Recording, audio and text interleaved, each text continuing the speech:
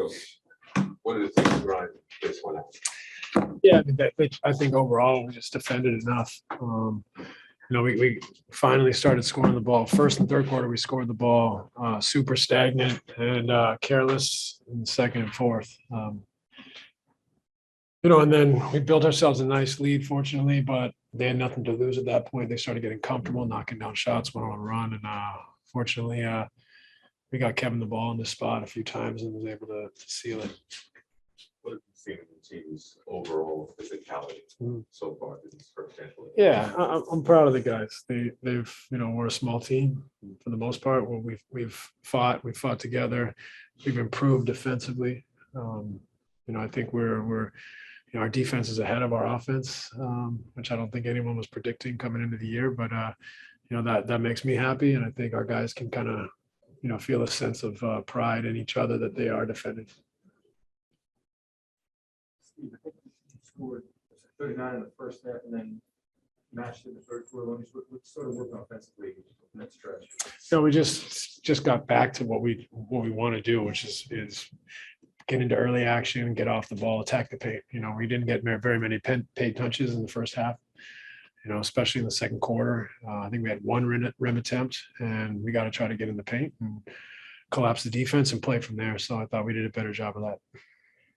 I know Blake has given you physicality pretty much most of the times that he's been out there. Did you get the impression, A, that this meant any more to him, the way he played? And B, just can you assess his performance? It seems, at least from the outside, it's probably his best ever seen. Yeah, I mean, we love that Blake brings it and gives us that physicality. He's also a very intelligent player. So he's taking charges, he's fighting on the glass.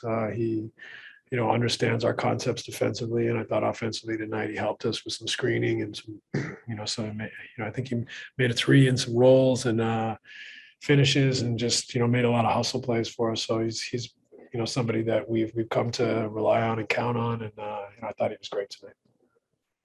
When you say the defense is ahead of the offense, was that kind of reflected in the fourth quarter, because you had that great third quarter and then the offense kind of broke down there? Yeah, I mean, we didn't defend great in the fourth quarter, but I think a part of that was, they had nothing to lose. They started lining up shots and making them. Could have played better defense for sure, but also a part of it was they made some shots, went on a run. That's what teams in this league can do. But we weathered it. I think, overall the defense was pretty solid tonight, and offensively it wasn't great, but we found a way in the end to get it done. Was when you go from the second quarter to the third quarter, second quarter, I think you shot about 15%. And third quarter was 15 out of 19. Was that just as simple as getting penetration and kind of being aggressive in driving, or was there something that you saw in their defense? No, I think that was our mandate for the players, was to try to get in the paint, attack the paint. If they take it away, get off it early, and we'll play on the second side. And I think that's where our team's taken a few steps in the last week, and tonight we took a step back. But in the third quarter, we were much better at playing quicker, creating opportunities for each other by playing fast and trying to get in the paint and attack. When we get passive and stationary, we allow the defense to load up on us, and it makes it hard on us. Steve, you mentioned the turnovers kind of helping them get back in the fourth quarter. It's obviously come up a little more lately. How much is that still learning each other, carelessness, et cetera? I think I'd be lying if I didn't say some of it was carelessness, but it's still, each game presents different, tactical and emotional,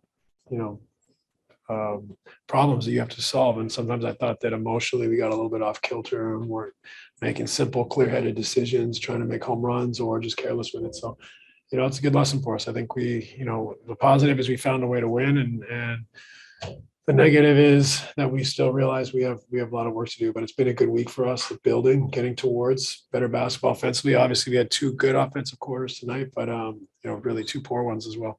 Much has been made about you guys' slow start, but nobody in the East has really put it together. Does that give you any solace that Milwaukee is going through some stuff, Philly's going through some stuff? You know what I mean? That nobody's running away from it. That's part of it, but I'm really not worried about other teams. We came into the season, we spent almost 2 weeks with a different team. Then we lose Kyrie. Now it's a totally different situation. So we're just trying to build a new team and trying to work at what this group and what, it's a big hole. And everyone's got to step up a level and a notch in minutes and responsibility. And so to find out what the best way for this group to play is a process. And so I've been really proud of the guys, the way they've engaged in what we're asking them to do and our improvements we've made, but it's a totally different situation and we got to work our way through it. I wanted to circle back to two things that you talked about. At times getting emotionally off kilter. I mean, I don't know if you had a vantage point on that play where James lost the ball. It's rolling, he didn't go for it. I mean, is that an example of just being emotionally off kilter, or did he think he was fouled? Or Yeah, I think he may have did you just. say anything? Yeah, no, I didn't say anything to him. Like James is